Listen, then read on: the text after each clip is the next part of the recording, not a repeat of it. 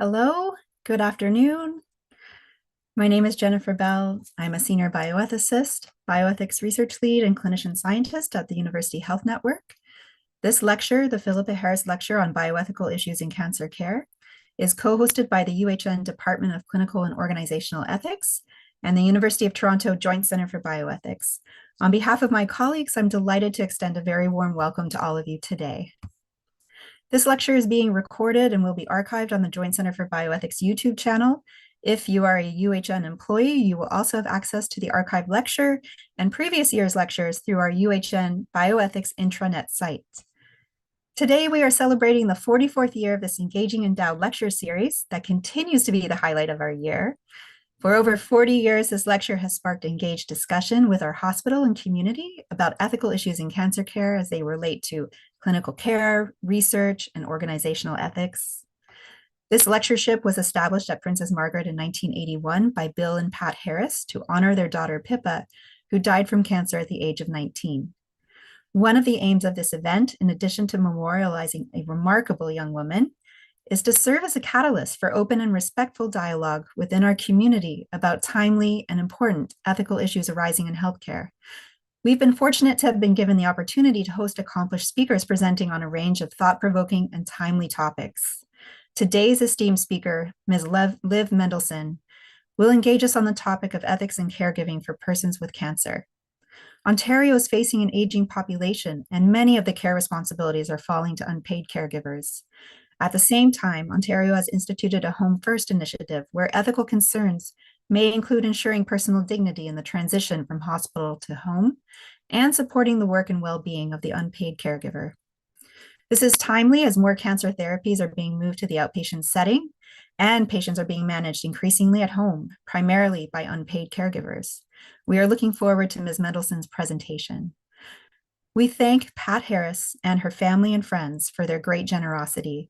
They have made the Philippa Harris Lecture on Bioethical Issues in Cancer Care a much anticipated annual event. The structure of our time together will be as follows. First, we will hear Philippa's brother, Bill, remembrance of his sister.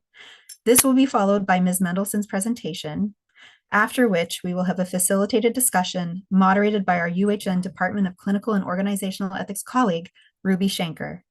Please post your questions in the chat box, not bot, for the discussion. If you aren't logged into YouTube and you want to send a question anonymously, please send an email to the Joint Center for Bioethics at jcb.ea@utoronto.ca. We will post the email address in the chat. I would like to take a moment to acknowledge the support of the Canadian Centre for Caregiving Excellence for the National Indigenous Caregiving Collective, the first Indigenous-focused caregiving initiative of its kind in Canada. Rooted in First Nations knowledge and kinship systems, the Indigenous Caregiving Collective creates spaces where caregivers can share experiences, strengthen support networks, and build confidence in navigating health, education, and social systems. Prior community-led research with Indigenous caregivers has identified challenges in navigating systems, delayed assessment and treatment, disconnected health records, and racism.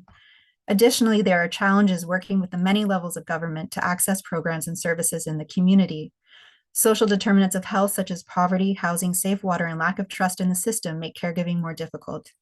This research has identified that holistic change is needed, where caregivers are recognized for their role and provided with culturally safe care, improvements in home care support and respite, enhanced navigation support, and timely access to services. Healthcare providers require comprehensive grounding in cultural awareness and improved support for their health and well-being. The Indigenous Caregiving Collective supports Indigenous caregivers locally and nationally through research, support services, and advocacy.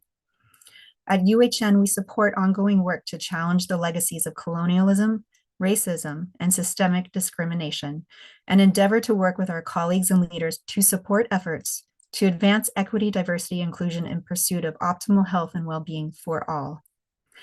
We will now play a video that Bill pre-recorded especially for today's event.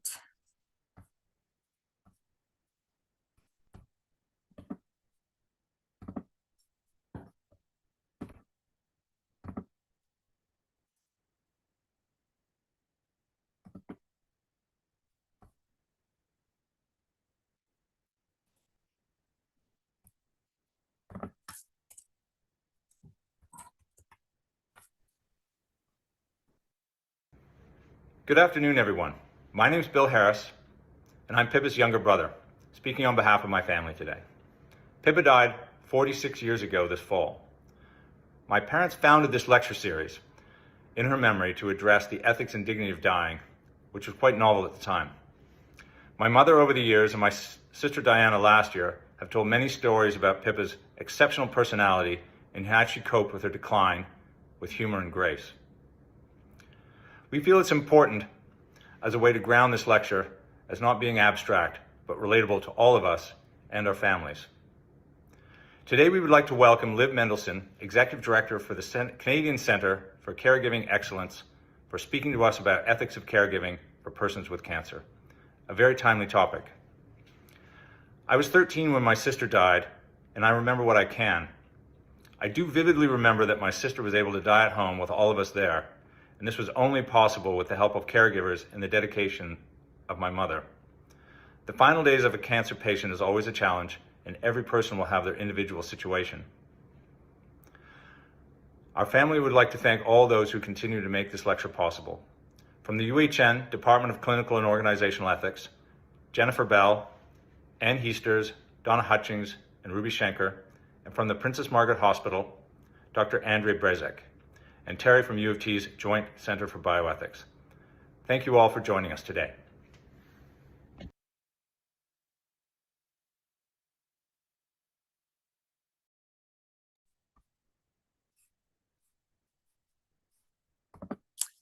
Thank you, Bill. I have to say that over the years, we have heard some wonderful stories about Pippa, and this is the first time we are hearing a story from your vantage point as a young teenager. It's wonderful to learn that Pippa was surrounded by her loving family at home until the end. The passing of a loved one is never easy, and our wish is that the process will go as smoothly as possible owing to improved supports for patients and their care. It now brings me great pleasure to formally introduce our speaker. Liv Mendelsohn is the Executive Director of the Israeli Foundation's Canadian Centre for Caregiving Excellence, where she leads innovation, research, policy, and program initiatives to support Canada's caregivers and care providers. A visionary leader with more than 15 years of experience in the nonprofit sector, Liv has been a lifelong caregiver and has lived experience of disability. Her experiences as a member of the sandwich generation fuel her passion to build a caregiver movement in Canada to change the way that caregiving is seen, valued, and supported. Over the course of her career, Liv has founded and helmed several organizations in the disability and caregiving space, including the Wagner Green Center for Accessibility and Inclusion and the Real Abilities Toronto Film Festival. Liv serves as the Vice Chair of the City of Toronto Accessibility Advisory Committee and as a member of the Board of Directors of the Centre for Independent Living in Toronto. She has received the City of Toronto Equity Award and has been recognized by University College, University of Toronto, Empowered Kids Ontario, and the Jewish Community Centers of North America for her leadership. Liv is a senior fellow at Massey College and a graduate of the Mandel Institute for Nonprofit Leadership and the Civic Action Leadership Foundation Diversity Fellowship Program. I would now like to turn the lecture over to Liv. Thank you, Jen. And before I get into my prepared presentation and remarks, I just want to thank Bill for his words about his sister. Really resonated with me. As Jen mentioned, I was a young caregiver. I'm also a sibling caregiver. My amazing sister had inflammatory breast cancer and a mastectomy journey, and she is doing very well today. But I definitely remember that feeling you spoke of being by the bedside and just being present with my sibling and being there with support throughout the treatment. And so I just want to thank the Harris family for their commitment to pursuing ethics in care and to honor Pippa. So thank you. And thank you for the kind introduction, Jen and UHN Bioethics and the U of T Joint Center for Bioethics. So I'm going to share my slides, so bear with me for just a moment while we do that, and then I will get into my remarks. So hopefully you're seeing now my slides as well. So as I mentioned, I'll start by saying that I'm a cancer caregiver.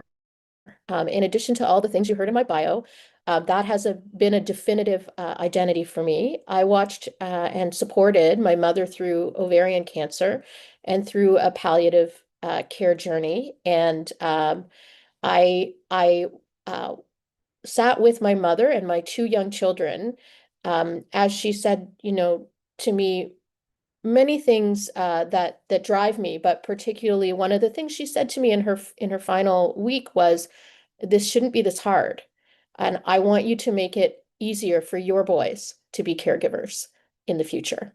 So that really has um, motivated me, stuck with me, animates so much of what I do. So my sister had breast cancer and is wonderfully still with us and thriving. My dad has colon cancer. So cancer caregiving is part of my DNA, and the experiences as a caregiver have shaped me in ways I couldn't imagine. And I think that's the experience for many caregivers. Like many caregivers, I didn't really think of myself as one. I thought of myself as a daughter, as a sister, as a family member, and that's typical for caregivers. We don't often think of ourselves as caregivers and recognize the role and that identity until we are dealing with inadequate supports. Caregivers are constantly active, even when it doesn't feel recognized. We coordinate appointments, manage medications, advocate for our loved ones, and we are the ones Googling symptoms and programs at 3 in the morning, trying to make sense of a world that suddenly feels overwhelming. So I really want to start today with honoring everyone who's part of this journey: patients, caregivers, clinicians, allied health professionals, researchers, ethicists. It takes all of us to care through cancer. So I really want to note that. Patients show up incredible courage every day. Caregivers show up in countless ways, quietly and loudly, making sure that care happens, that comfort happens, that dignity happens.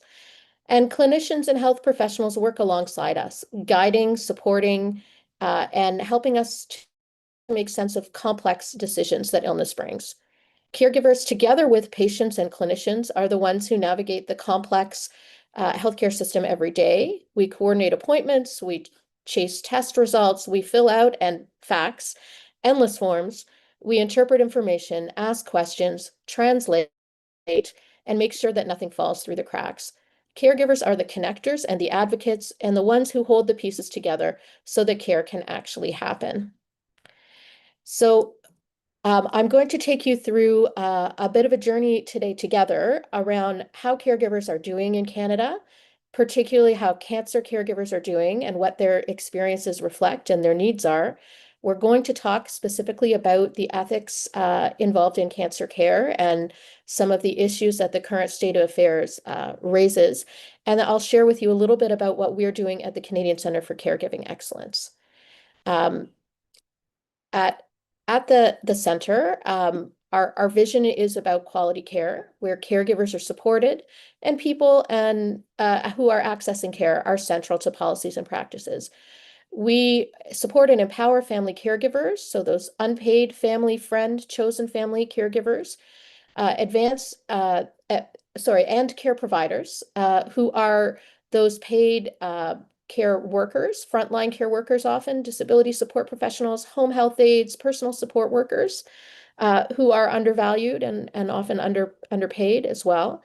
And we advance the knowledge and capacity of the caregiving field, advocating for visionary social policy.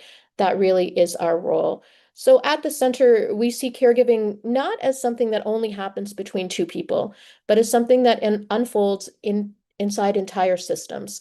Cancer caregiving in Canada exposes both the beauty of care and the real cracks in our systems of support. We are engaged in rethinking care.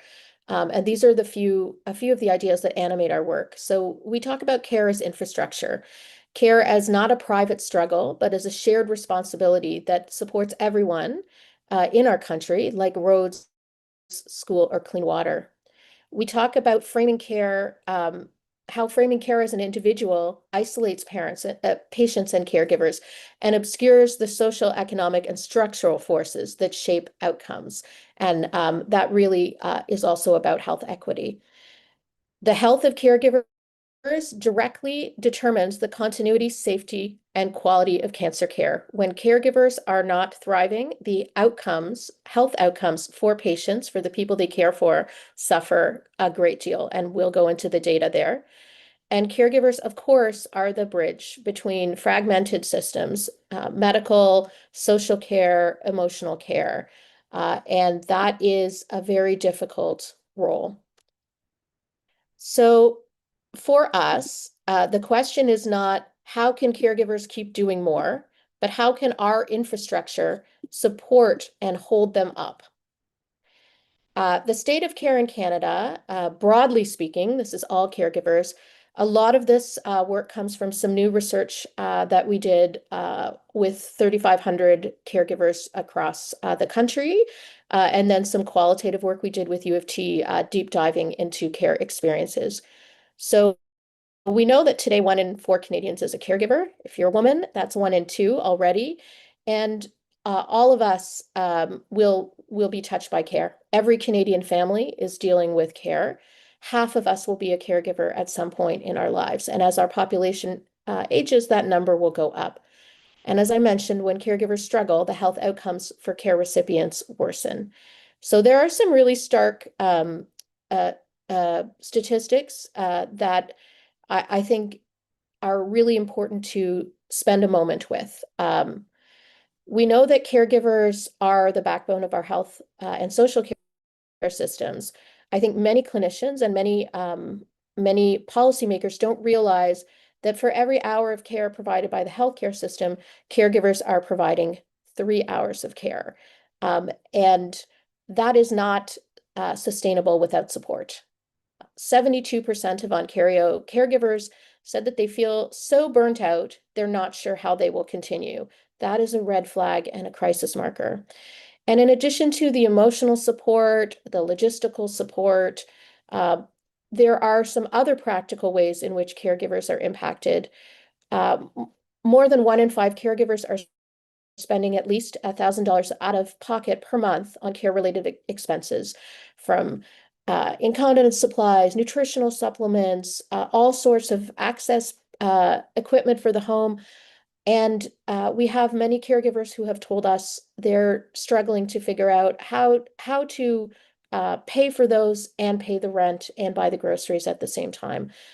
So that is another red flag, particularly as we have an aging country. And for care providers, those frontline workers, 80% have considered leaving their jobs in the last year at a time when we know there are terrible shortages of those folks who, like my mother's caregivers, became part of our family. The PSWs who were involved in her palliative care, we are still in touch with 4 years later. And I think that's also the experience for many caregivers and many cancer caregivers. What is the day-to-day care experience? So the average caregiver in Canada is spending 5.1 hours of care hours per day and providing care for almost 5 years. So I think we often think of care as an acute period related to aging or end of life, but care can be episodic.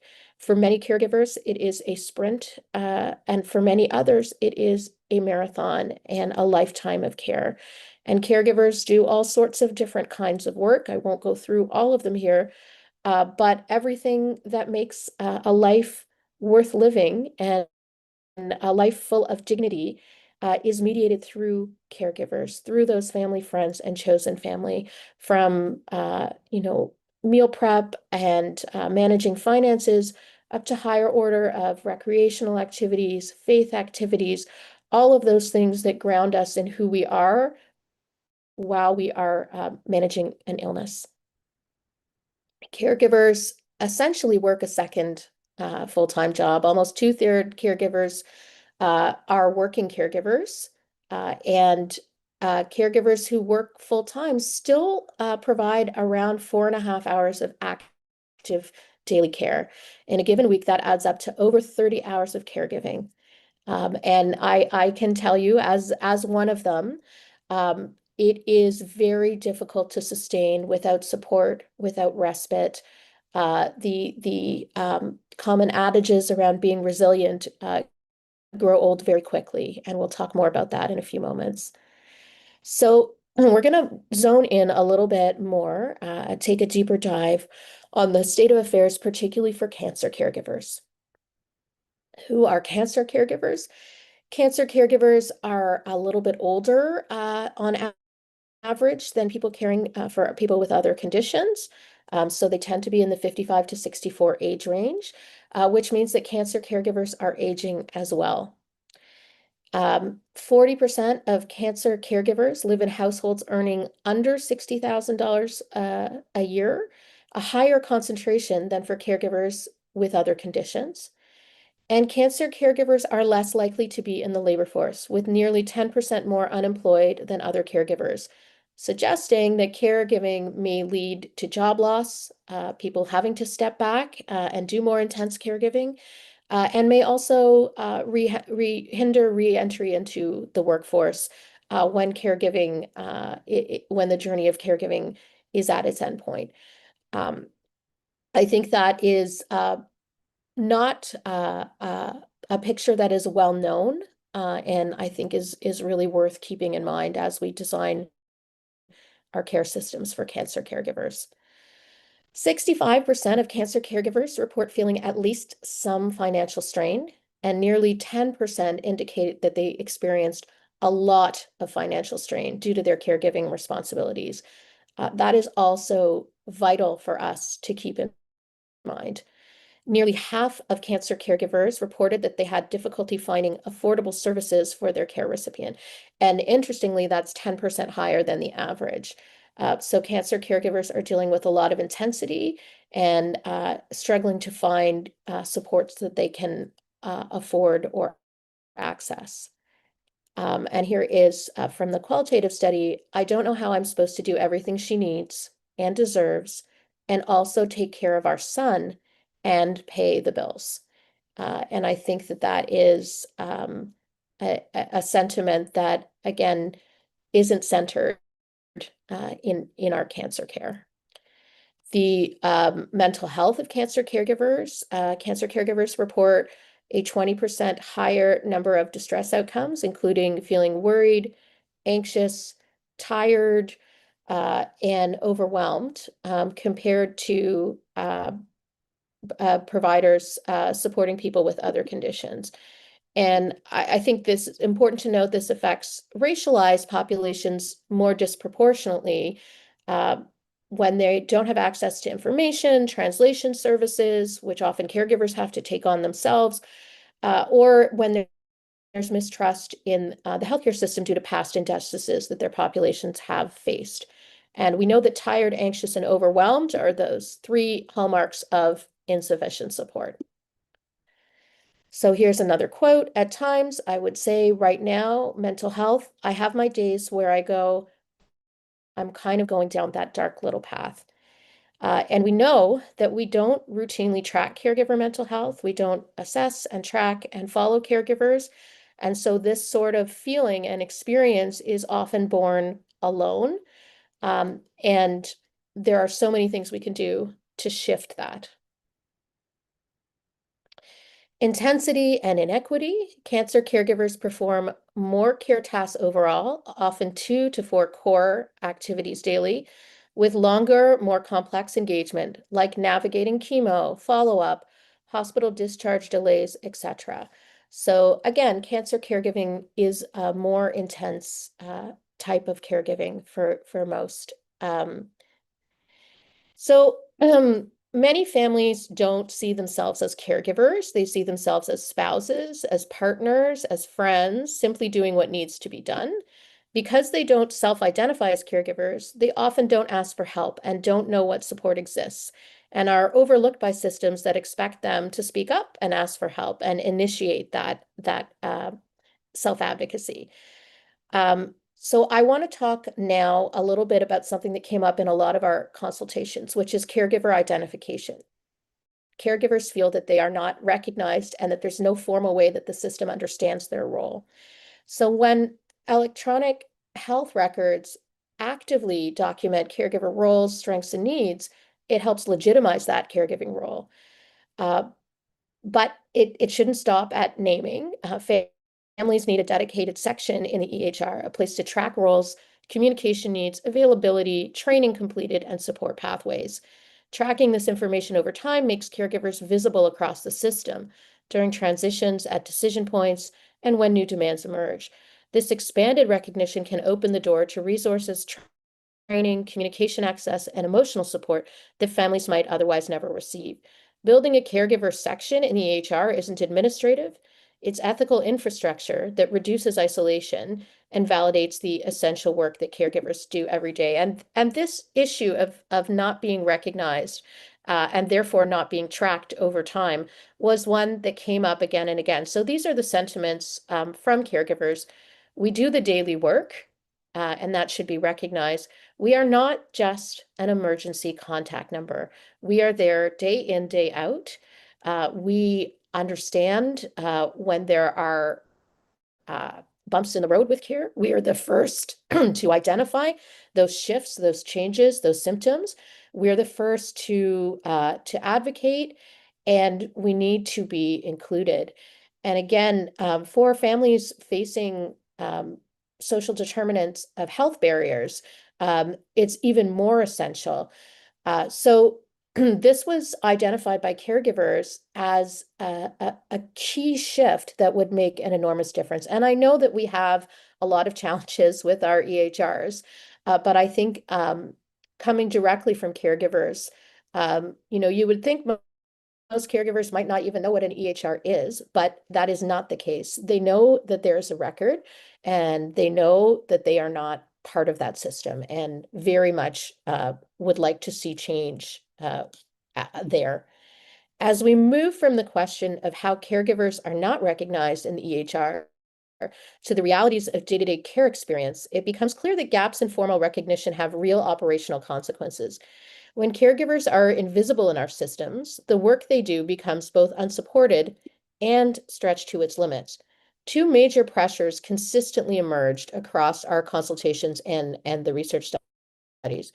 Caregivers not only coordinate appointments and manage clinical information, they also absorb the downstream effects of system inefficiencies. Long waits, repeat visits, and unpredictable timelines dramatically expand what should be routine interactions with the healthcare system. Delays effectively transfer the system time onto caregivers, deepening the distress that remains largely untracked and unsupported. Without formal recognition or structured supports, caregivers are expected to operate with infinite stamina, often for years at a time. The absence of respite options here isn't just a service gap, it reflects a broader cultural expectation that caregivers will simply endure. So here are some reflections. Again, these were identified as issues, but I also think they're sites of ethical tension for our systems. Institutional delays compound unpaid labor. Once we actually see a doctor, it's usually 3 or 4 hours after the testing. So it should be a 3 or 4 hour visit that always turns into 10 hours or so. And for someone who is trying to juggle precariously their full-time employment and care, we all know how difficult that is. Lack of respite supports amid impossible expectations of resilience. It's just constant. There's no break. The last vacation I had was in 2021. Like, that's what's hard. It's 24/7. I think when caregivers don't have respite, it becomes very easy for burnout to take effect, and we don't recognize, track, or support caregivers who are experiencing care burnout. Another site of ethical vulnerability is in the area of transitions. So I think these really speak for themselves, but these sites of hospital to home discharge and transitions from surgical oncology to medical oncology to palliative care are sites of distress, and for many caregivers, actually sites of loss. So here is one reflection, it felt like we were being abandoned. Our doctor just moved us on. Suddenly, after months of a relationship, it felt like we were on our own, starting from scratch and with a much scarier road ahead. And I will share that when my own mom moved from a surgical team to a medical team, and all of the faces changed, and the folks who knew us well and who knew my mother well were suddenly gone. This really resonates with me and with our family's experience. And we are a family that has access to a whole set of privileges, right? My family is English speaking and are have privilege in our level of advocacy. And still we felt quite left behind. And I think even the word abandoned is a fair word for that experience. And then that shift from hospital discharge to home, and I know for the clinicians who are listening, you know so well that this is a site of distress, but I felt completely lost when he came home. I didn't know what I was supposed to do. There isn't enough support for caregivers, training for caregivers. Caregivers sometimes will leave hospital with that printed out sheet.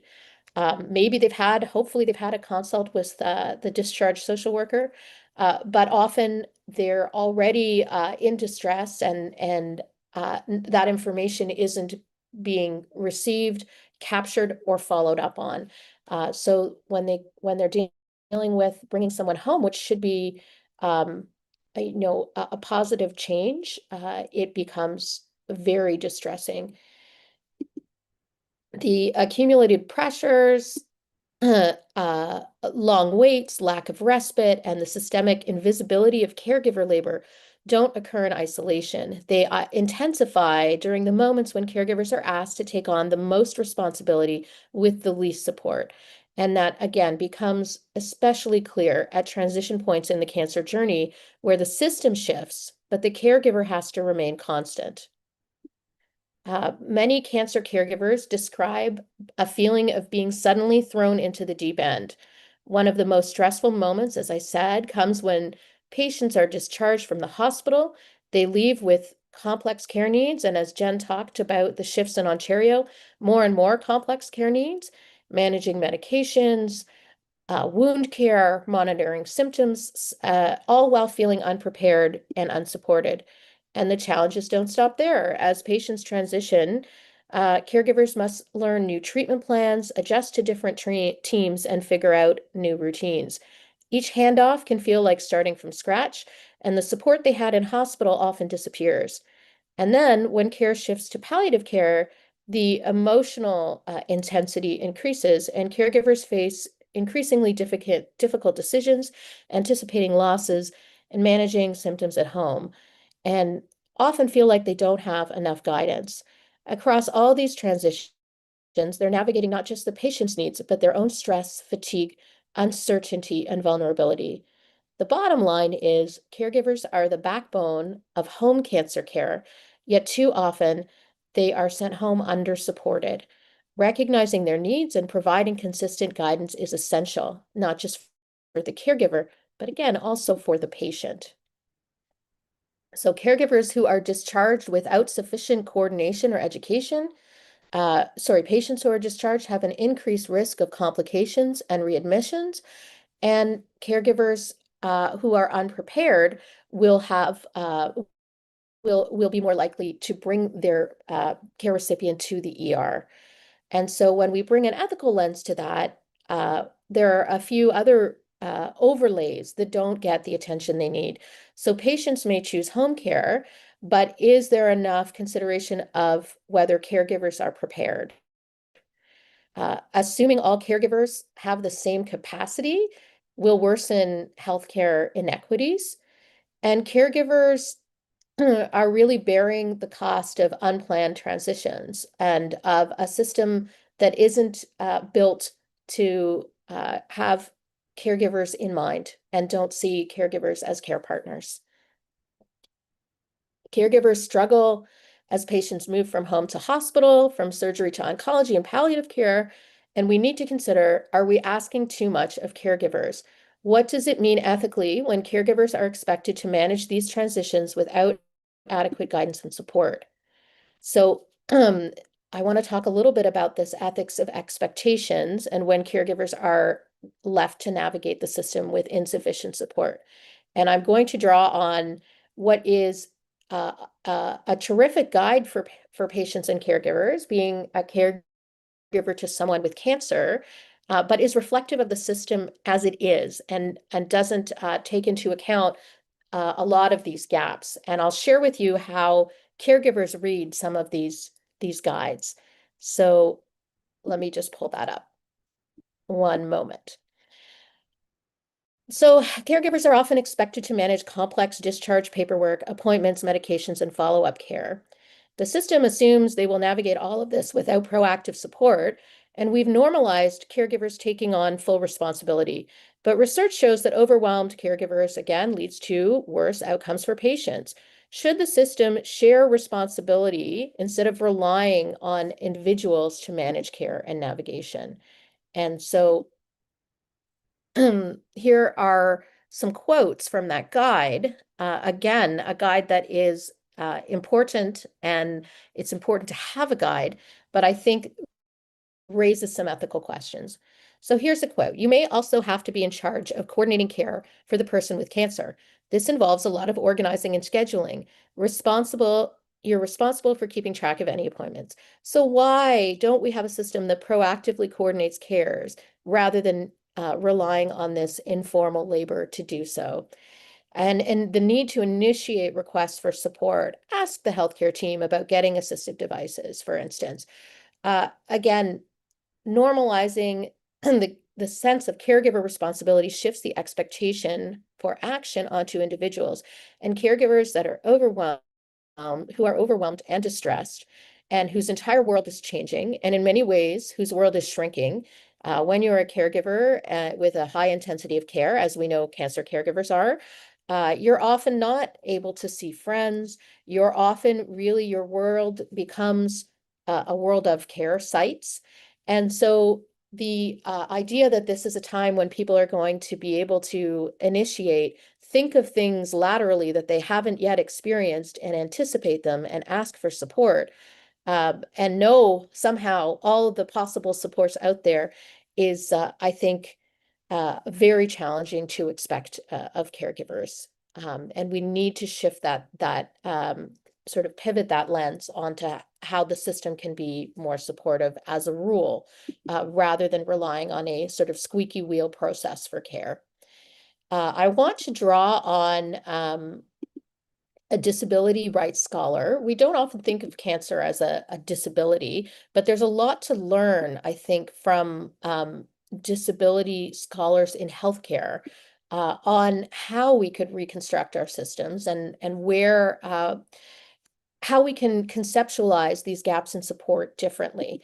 So, um, sorry, Akemi Nishida's framework asks us not just how do we care, but who gets to care well. And so she's created this framework, I think, that maps really well onto cancer care. So just to define some of these terms, interdependence is the notion that care is reciprocal. It's not one way. Power is about seeing how systems make care visible, and some care visible and some care invisible.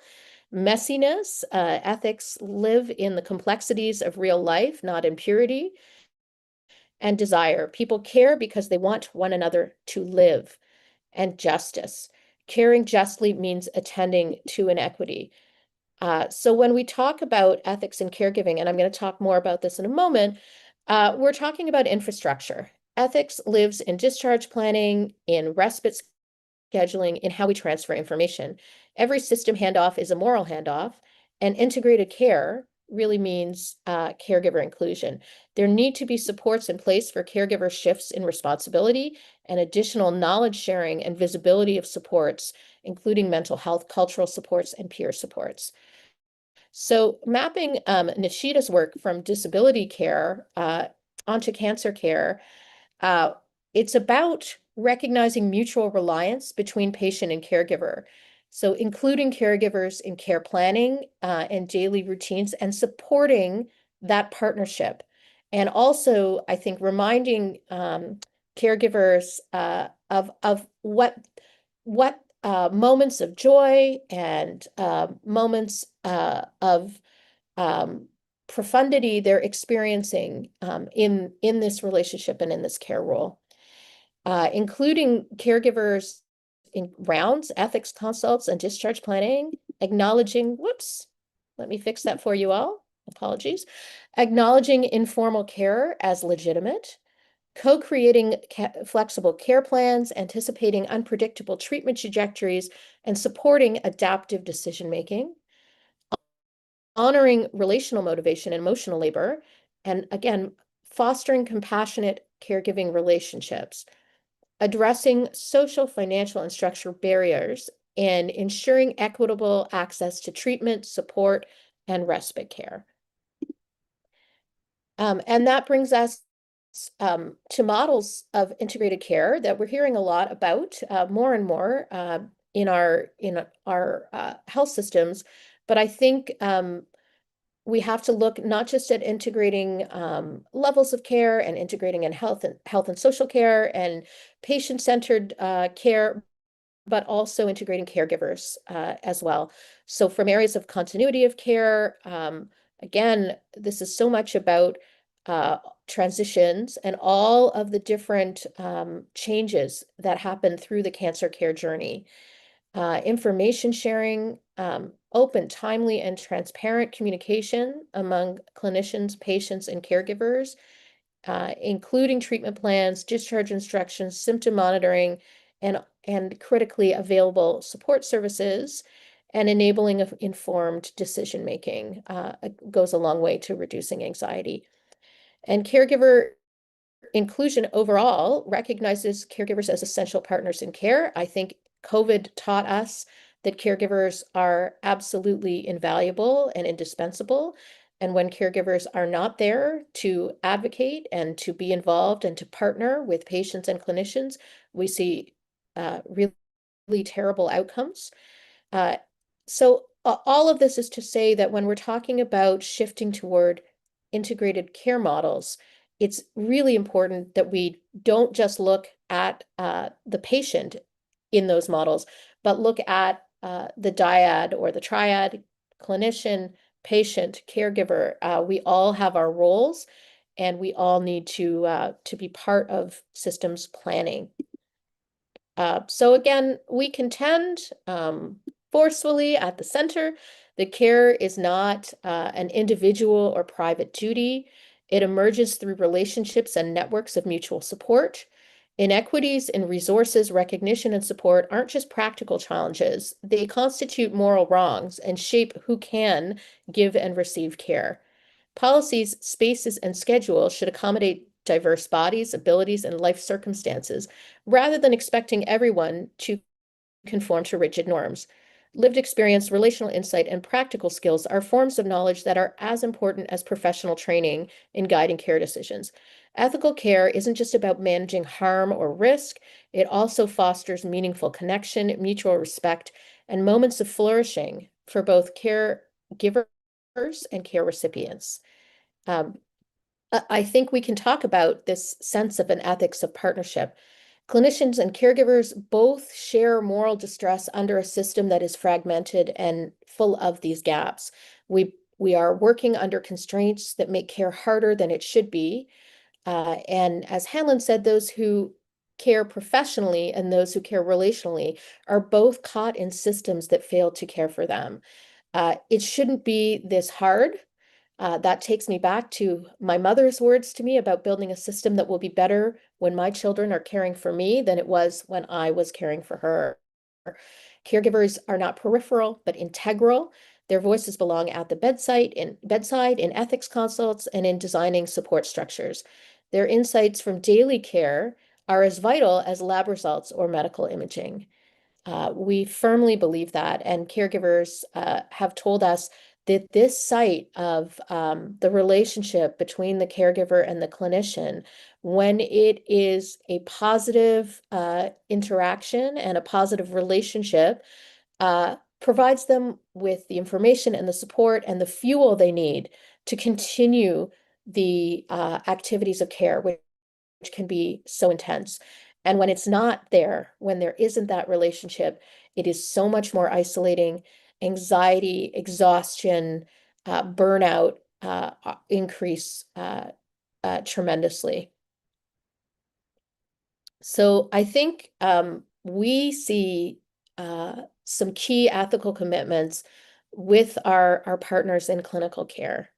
Seeing care as shared and interdependent, naming structural inequities as ethical harms, designing care with flexibility and accessibility, honoring, pardon my American spelling, but honoring caregiver knowledge as legitimate expertise, and cultivating joy, dignity, and reciprocity in care relationships. I think this is what we aspire to do together in a care partnership, in a system that is not a facilitator or an enabler of this kind of partnership. At the national policy level, we're going to switch gears just a little bit and talk about what caregivers have told us, that they want. At the national policy level, cancer caregivers have told us that really their first order of business is direct financial relief, with 58% saying that an income tax credit would be most helpful, followed by 54% who want a monthly care allowance, and about 51% who would like to be paid for care hours. And I think that goes back to that statistic about the number of caregivers who are paying out of pocket, who are not sure how they're going to pay the bills, who are trying to work more hours so they can have the funds they need just at the time when they need to give more care hours. And that absolute tension between being there in person and caring for their loved one in all the ways that we know cancer patients deserve that care, and having to also be absent as they have to work more to cover the costs of that care and to cover the costs of the services and supports that that person needs. And that is also a real site of ethical distress and moral distress, I think. Cancer caregivers have told us that it is really untenable to be in a situation where you don't know whether your medical expenses will be tax deductible or not, where there are no guides. So this site might be surprising in a presentation about ethics of cancer in cancer care, but I think cancer caregivers have identified clearly that financial distress is real for them and impacts their capacity to care in the ways that they would like to care. And we are seeing changes in Canada here.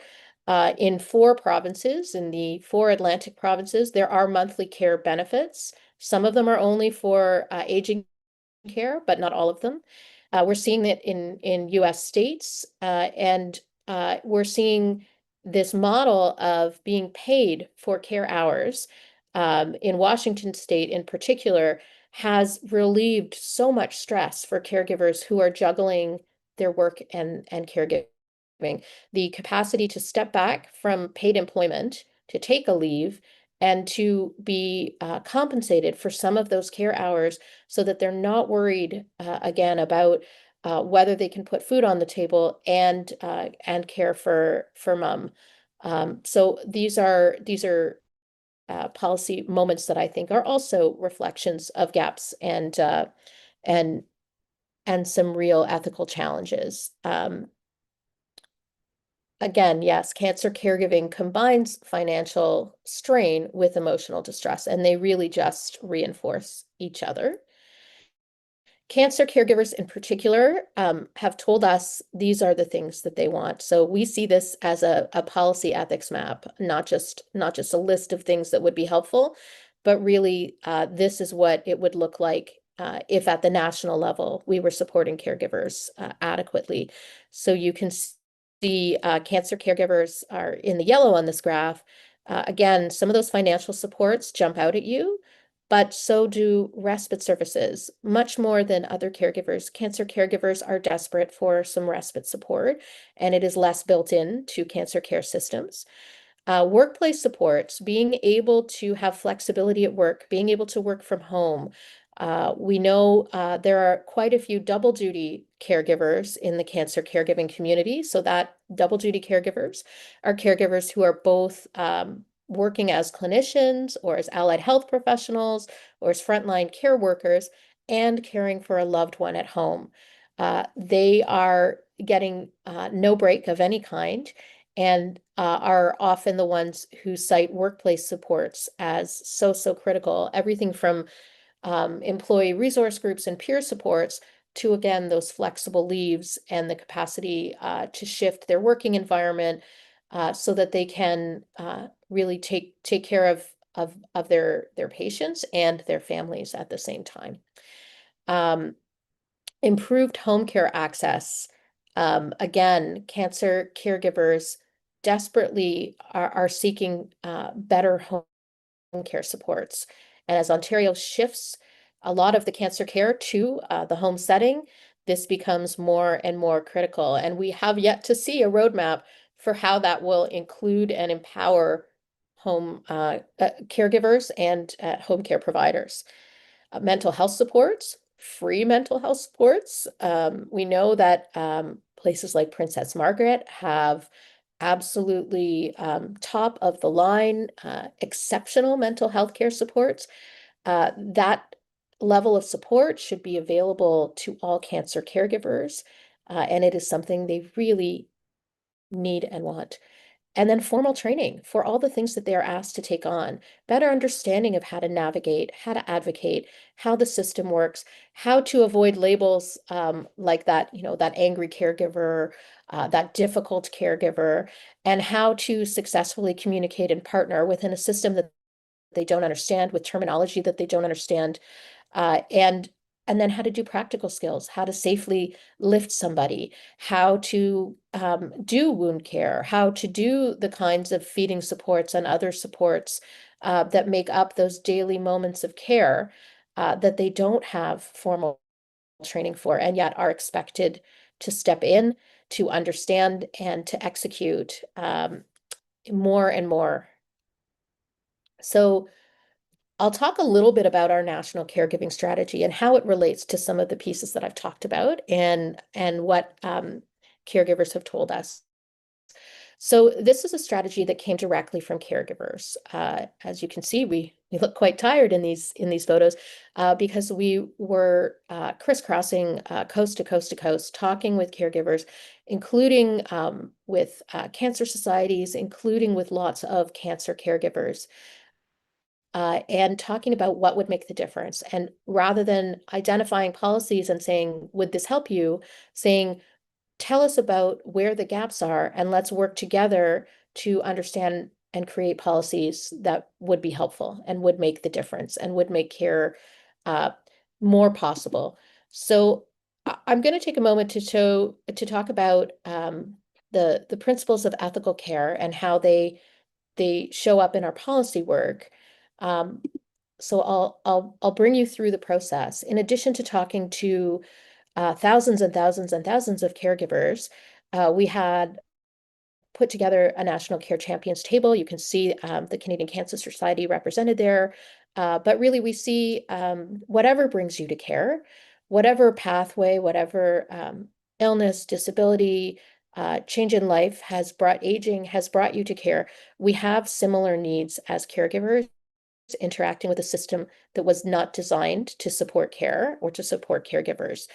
So you can get a sense of the broad network that came together that explored the ideas brought forward by caregivers and the challenges brought forward by caregivers and work together on some national policies. So these are the 5 pillars of a national caregiving strategy: improving supports, programs, and services for caregivers.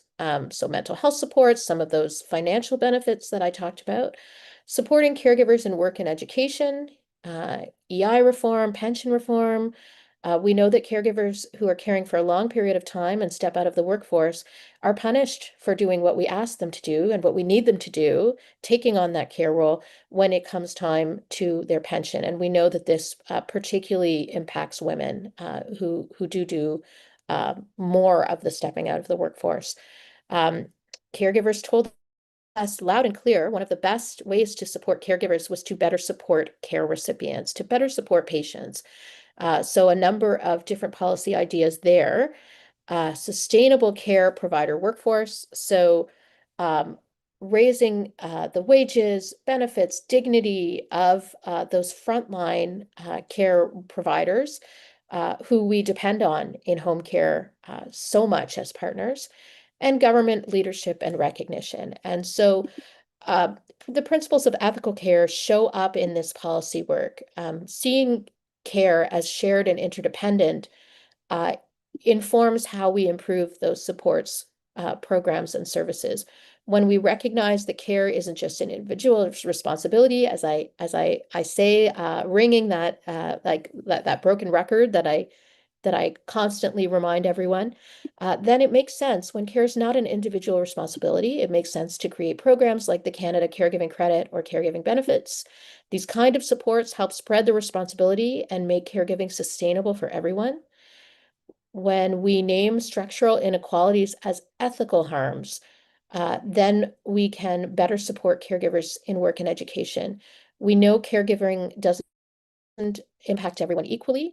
Policies like EI reform, workplace protections, and CPP changes are about addressing those systemic inequities and making sure that caregivers aren't penalized for doing essential work. Designing care with flexibility and accessibility, so support for recipients of care.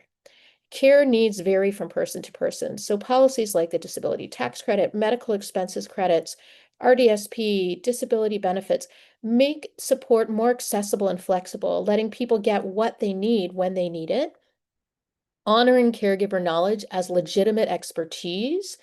Caregivers have invaluable knowledge. Policies like raising the minimum wage and improving pathways for immigrant care workers recognize that expertise and help build a sustained and skilled workforce who in turn are able to support caregivers and patients. Cultivating joy and dignity and reciprocity really maps onto our efforts around government leadership. So care is about relationships, government recognition, National Advisory Council, and support for a group that we don't hear talked about much, military and veteran caregivers, ensure that caregiving is valued, dignified, and reciprocated and not invisible. So this plank, which maps onto a many dozens and dozens of page strategy, was an issue in our most recent election. All five political parties are on record in supporting care, and our governing Liberal Party has endorsed the national caregiving strategy. So now the advocacy work is around seeing it funded, and of course then working with provincial partners and provincial health partners in meeting the changing needs and closing some of the gaps that we've identified. But we do have a national caregiving caucus of MPs from all five political parties. It's about 16 now MPs who've committed to these pillars and have committed to making sure that caregivers are part of planning and are considered as we shift systems in so many of our provinces who are under and territories are undergoing healthcare reforms.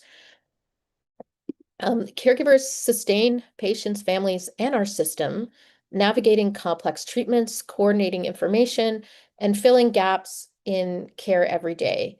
Yet their work is often invisible and unsupported, and we all deserve better. Clinicians and researchers deserve better too. Clinicians and researchers face growing demands, less funding, fragmented systems, and high stakes for every decision, and often lack the structure, time, and resources to partner effectively with caregivers. And caregivers see this. They see the strain on the people they are looking to for support, and it makes them even less likely to raise their hand and say, I need more guidance and support. I need more help. We need concrete action. We need to integrate caregiver roles and needs, as I said, into electronic health records, expand respite and mental health services, reform workplace protections and income support, provide accessible training, and ensure guidance at every treatment and care transition. Clinicians also need system-level support to work effectively with caregivers. Every handoff and policy decision shapes the experience of care. There is a wonderful free program through the University of Alberta called Caregiver-Centered Care for clinicians to better understand how to effectively communicate with caregivers, how to partner with caregivers, and how to bring them into care planning. Cannot recommend enough caregiver-centered care. Dr. Jasmeet Parmar and Dr. Sharon Anderson out of the University of Alberta. So this is all part of a broader movement in cancer care, one recognizing care as relational, interdependent, and essential. By acting together, patients, caregivers, clinicians, and policymakers, we can build the infrastructure and culture that allow caregivers to contribute sustainably and confidently. Caregiving must be recognized, supported, and shared across systems. And I would urge you that the time is now to join this growing care movement. We have so many caregivers who are looking to see if there are clinicians and researchers along with them in this advocacy work. And we see you, and we know that you are there, and we are hoping to build an even bigger coalition. So I'm going to take a moment just to tell a story about respite care, a personal story about respite care that I think illustrates why it's so important to caregivers and maybe in a more surprising way. So we often think of respite care as people getting an opportunity, first of all, to sleep. But also respite care often comes in a small chunk of a couple of hours to go out, do grocery shopping, run errands, etc. When we had respite care for my mom, when we were caring for my mom needed someone to be with her and to support her. And my dad was overwhelmed and absolutely exhausted. And he did attend an online caregiver support group, but he was absolutely worn out and needed someone to take time. We were all worn out and working together to make sure that mom was never alone, that mom always had someone with her, and that mom's needs were being met, but dad's needs were not being met. And I think it was harder for us as a family to see that. And what dad wanted that we didn't realize was just a couple hours to himself in the house to play the piano, to think, and to be able to refuel, and also to recognize that the shift that was coming as mom was going into palliative care.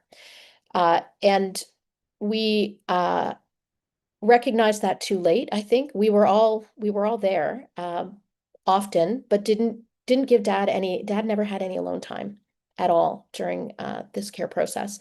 And we didn't recognize that. And it was actually a care provider who helped us understand that and said, PSW, who said, I think your dad needs some time by himself. I think your dad needs not another support group, not another article to read, but actually just needs to be alone and to be able to accept all the changes that are happening and accept the pathway that is coming. So we worked with respite care, and we actually made that happen for dad. We were able to take mom out with support. Mom was able to go and to a garden and see flowers and just do things that filled her. And dad was able to sit at home alone. He told us he mostly played piano and cried and thought. But that time was so essential for him to be able to continue doing all of the navigating while working, while doing everything else. And I think that is something that we, as his larger caregiver support team, didn't realize. And I'm his clinician, my mom's clinicians didn't realize. And so that individual attention that comes out of care relationships and being able to meet those individual needs is so critical. And it is not something that is naturalized in our system. It's not something that we're able to identify. And frankly, caregivers are not asked, what do you need? Sometimes they're offered a printed out list of supports and told, here you go. Not always even, but not tracked over time. So many caregivers told us that during the cancer journey of their loved one, they were never asked how they were doing at all. And that may surprise some of you. I know many of you do routinely ask that, but many caregivers have the experience of not even being asked how they're doing, and certainly no one tracking their wellness from the time of their loved one's diagnosis on. So there are so many things, and some of them small things, some of them large things that we can do to better support caregivers, and that we're going to have to do because we know that our cancer caregivers are also aging and are not going to be able, what cancer caregivers do today is not going to be what cancer caregivers will have the capacity to do in 5 years, just at a time when the system is asking them to do more and more. So we really are at an inflection point. So I'll stop there. I see Ruby, and I know we have some Q&A time. So I'm going to pause and turn it over to Ruby. Thank you so very much, Liv. I cannot say just how grateful I am, and I think everybody who's been tuning in, how grateful we are to hear you speak about so many aspects of caregiving that, particularly in the cancer context. This was informative in so many ways, but also, broke through, transformative in so many different ways as well. There are quite a few questions online from the YouTube chat. So, and I know we have some time until about 1:25-ish. And so I'm just going to raise a few here for you to consider. One of our participants online asked, as more than a decade-long caregiver, thank you for sharing these powerful anecdotes. While they make me angry, it also allows me to feel seen and validated. Thank you for the work you do. And despite all of these depressing stats, is there any particular aspect of the current situation in your work where you are beginning to see change and that you're most hopeful for in the future? Yes, I don't want us to be mired in hard stats. And those stats tell us what is happening now. They don't tell us what's possible. So I'm excited to say that I do think there's a lot of energy in the care movement in Canada. We just had our second caregiving summit in Ottawa. We had 500 people there, including so many caregivers. And I think we have wonderful partnerships in researchers, in decision makers and policymakers. I think we are at a moment of change and inflection.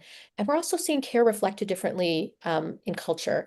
So even in our movies and television, we're seeing more stories of care and more of the realities of care. And that's a real change as well. And then I think there's a lot of hope for change here at a political level, because care touches, as I said, every Canadian family, including our elected officials, including our policymakers. And so they also don't think of themselves as caregivers till they hear about these experiences and the statistics. And we frequently have the experience of being in a meeting with someone trying to get, them to fund something or shift a policy. And as we're explaining the context, they'll say, oh my God, I'm a caregiver. I had no idea, but that's what I am. And so I think there's a lot of hope in that, in more caregiver recognition, because we are a caring majority. Canada is a nation of caregivers.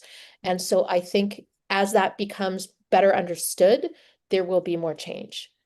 Oh, absolutely. Thanks so much for that. And just a connected sort of comment from the chat itself. I think someone was mentioning about how transportation, parking, and food Yeah. tax credits are only available to people who are 80 kilometers away. And those things can be quite burdening for somebody who might be able to afford it, but it's also quite a bit to organize and coordinate, right? So just wanted to bring that up as a related context as people have been experiencing and sharing in agreement with what you've And said. it's one of those kind of hidden financial costs of caregiving. And there's so many. I mean, if you want everything the person you're caring for needs, there will be out-of-pocket costs, no question.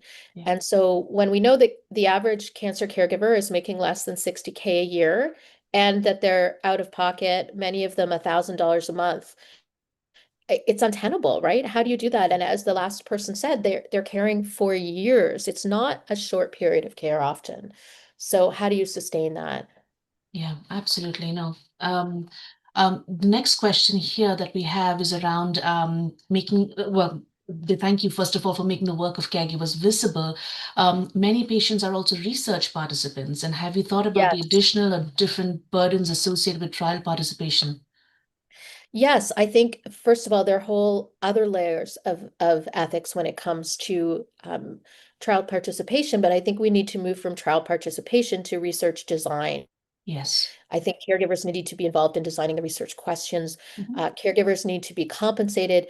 All of the caregivers who engage with us are compensated for their time. And I think that's critical. We need to value caregiver time. Caregivers have less time than than anyone, and yet we ask them over and over to fill out this survey and to be part of the study. And caregivers are people who put up their hand by definition, right? They're the ones who, in the family, in the network, who say, I'm going to take on this responsibility. And we are like that when it comes to research as well. And there needs to be a recognition of the real value of that and also of the toll it takes on the caregiver. And when you're already overwhelmed and exhausted, it's more time and it's that gift of time that they're giving. But it can also be very distressing to be part of studying all of these challenges when you're living them. And it can lead to more feelings of hopelessness. Oh, absolutely. Another question sort of related on the clinical side of things, as we think about the structural policy aspects that you so, eloquently talked to us about. How can caregivers, thinking of frontline staff, the nurse at the bedside, the social worker helping transition the patient to another care level of care, how can they advocate for better structural support for themselves? I mean, I think this is a question that sort of relates to how do you ask something when you don't know it exists or in terms of supports? And you've highlighted a lot in your own presentation right now to us in terms of how that looks like.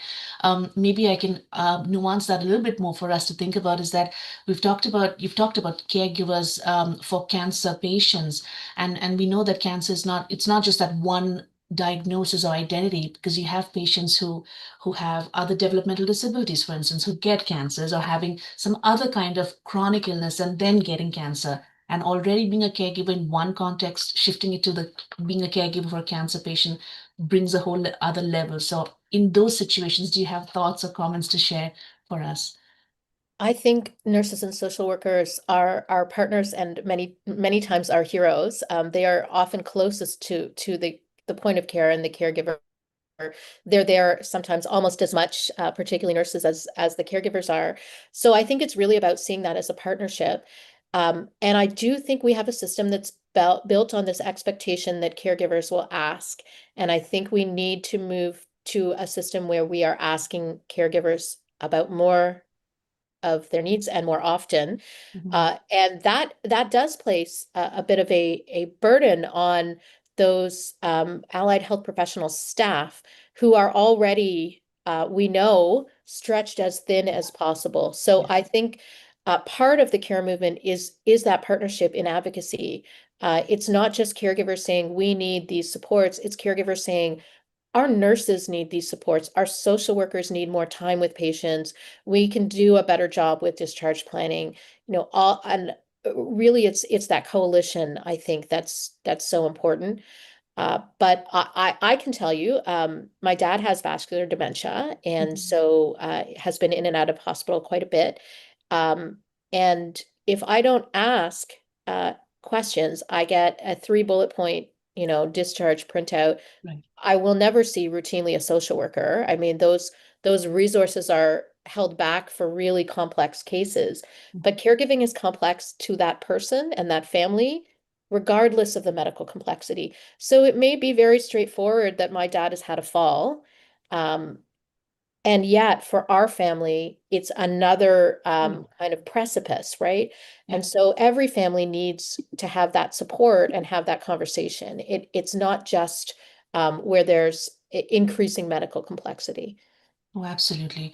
Thank you for sharing that point. And I think I might have a question of my own as I'm thinking as a clinical ethicist and seeing some of these situations where, particularly when we've been talking about the patient presumed capable, being able to direct and say what they want, but with cancer in the context, we have patients who have fluctuating capacity, not able to make a decision for Yes. themselves. And then you have their caregivers coming into that position as substitute decision makers.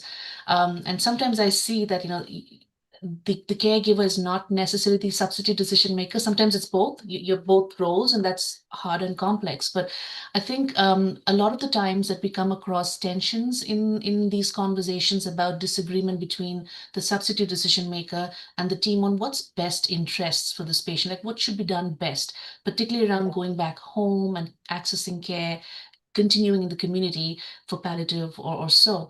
And I wondered what your thoughts might be around how much we take into consideration the caregiver's account, their visibility in all of this, Yes. their role in, you've spoken to it, but the role in sustaining what looks like best interest for the patient, but not really looking at them as part of the equation.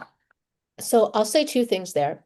The person listed as the emergency contact is not always the person who's going to be doing the care. And we do that, we use that as a shorthand, and it's Mhm, not. mhm, So we need to really understand that family system and mhm. who's going to be implementing any of these plans. And it also needs to be okay for a caregiver to say, I don't know if I have the capacity for this.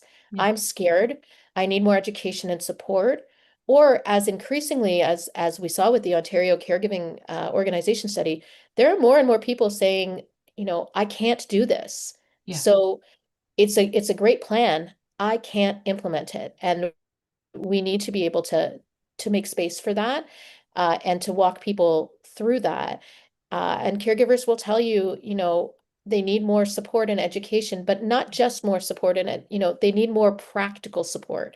mhm, Uh, I had a woman tell me, stop trying to make us be the better caregivers, the best caregivers, right? yeah, yeah, Give us real help. Stop putting it onto us to be the perfect, most excellent caregiver, and offer us more respite, offer us more education, offer us more mental health support. So I think that's also an important, if we're going to ask people to take on more, and yeah, family relationships are complex. I think we also don't take that into account enough, that not every family relationship is a beautiful and sustaining one. yeah.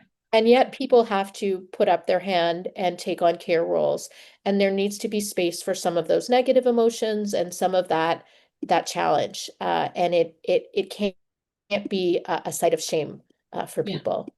Well, that's absolutely so it resonates so much with what we see actually in the clinical side of on the daily basis, Liv. And I'm thinking about you talked about the visibility of caregivers and the supports, but also that whole judgment around what makes a good, I think that's Akimi's the framework talking about what is good enough or what's bad, and the judgment on caregiving itself that might be coming out. Yes, So as an elder daughter who tends to take on all of that responsibility. It's a very different kind of level. I think we ask that elder daughter, for instance, in a particular case, to take on something more, and they just cannot. So that the trifecta, as you mentioned, tired, stressed, overwhelmed, does not always translate into a communication or conversation where there's it's possible.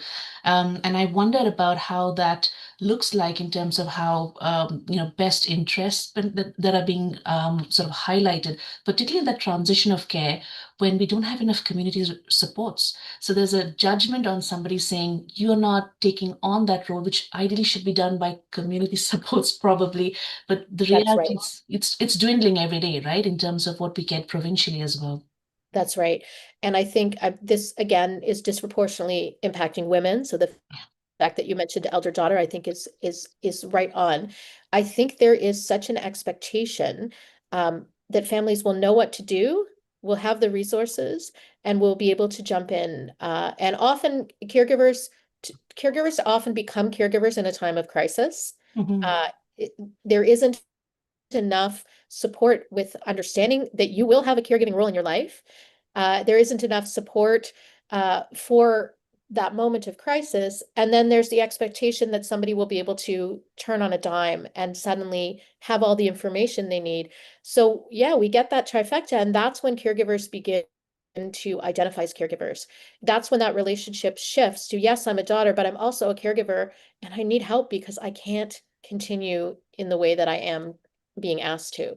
So I think it's also about just understanding the caregiving role. We see some really interesting work being done in the UK, where as part of their middle school education involves visiting community health supports and visiting nursing homes and visiting acute care to help people, to help kids understand Right. that care role, both the clinical role, but also the caregiver role. And that's something we don't do here at all. And really, I think is another piece of that culture shift that could change. Because if even before someone has a diagnosis, even before there's a crisis, we have those conversations in our family, you know, who's going to do what? You know, some caregivers are the Excel spreadsheet master of all the visits and the logistics Yeah. and the meals and the Right.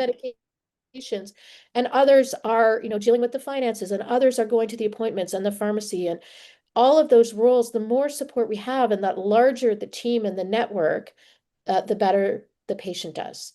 Yeah. So I think that's critical to understand. No, thank you for that. This really helps sort of expand this conversation even further for people as you're thinking structurally, but also on the in the everyday sort of life. How can clinicians and as myself and my colleagues, ethicists, how can we support those conversations that include caregivers appropriately?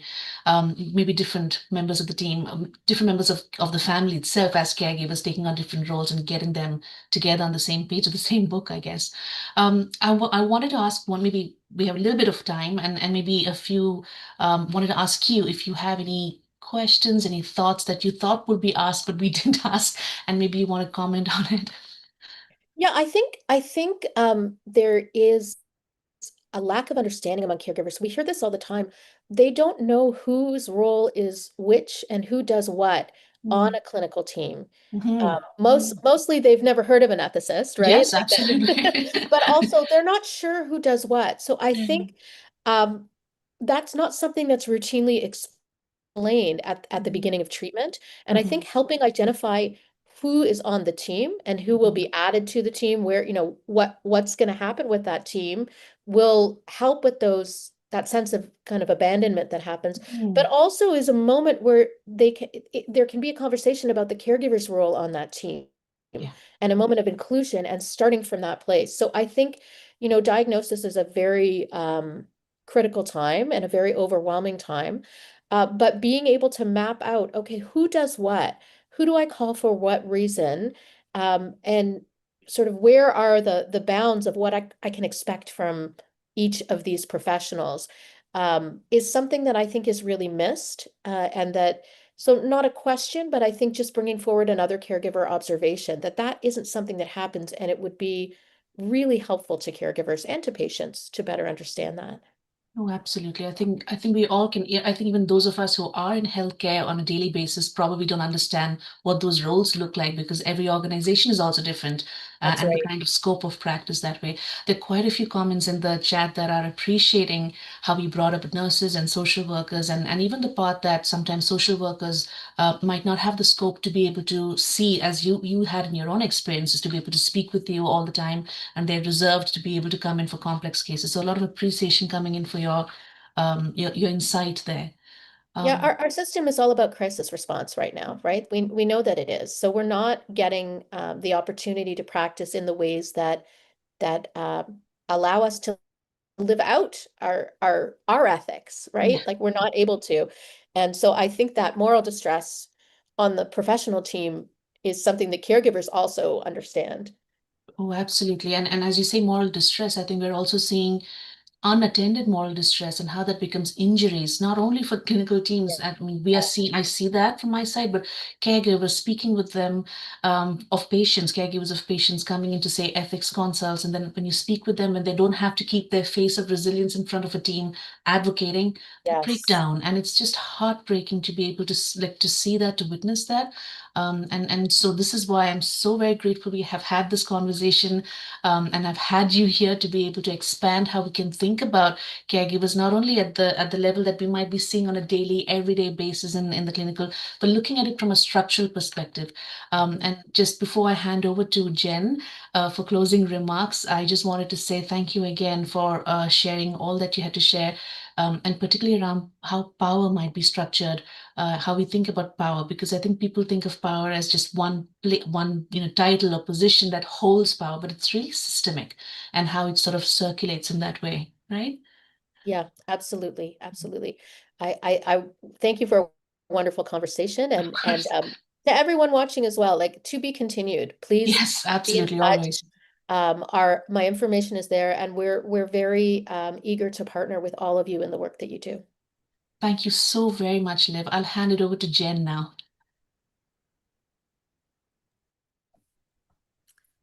Thank you, Ruby and Liv, for that wonderful Q&A period. I just want to take a moment to formally draw the lecture to a close.